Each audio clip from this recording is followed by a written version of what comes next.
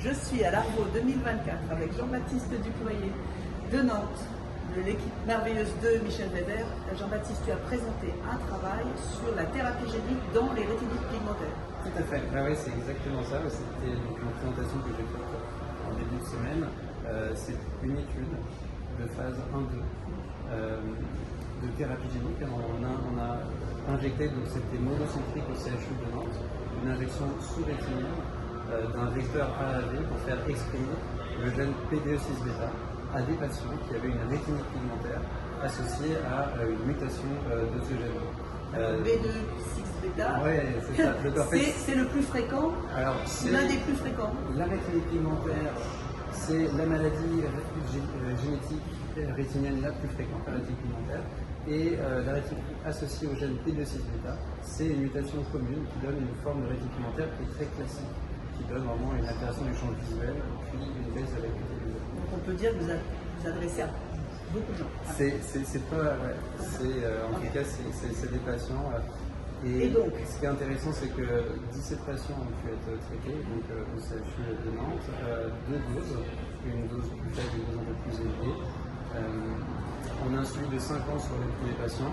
De la faible dose. Oui, c'est ça, et un suivi de 2 ans sur la forte dose. Et ce qu'on a vu, c'est qu'il y a une bonne tolérance en général lors de cette phase 1-2.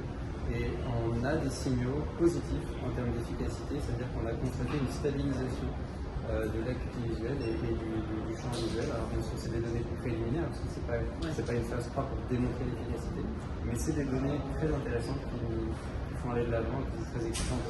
Et donc le stade suivant Donc là, on est sur une phase où la dernière cohorte, on est en train d'inclure des patients pédiatriques avec le plus de 13 ans.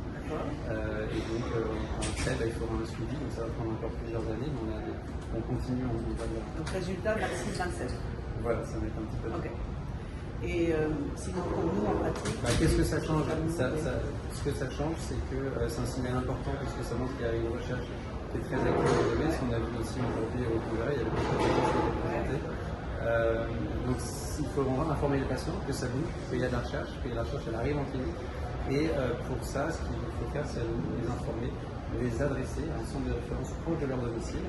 On peut retrouver sur le site sensgen.com où on peut avoir les coordonnées du centre de référence en maladie rare le plus proche du domicile pour adresser les patients, pour avoir un diagnostic, un génotypage et des informations sur les financements. Et après, ils sont dans la boîte, on les appelle, c'est ça. Il se passe quelque chose. On peut les inscrire sur des registres et les informer de tout ça.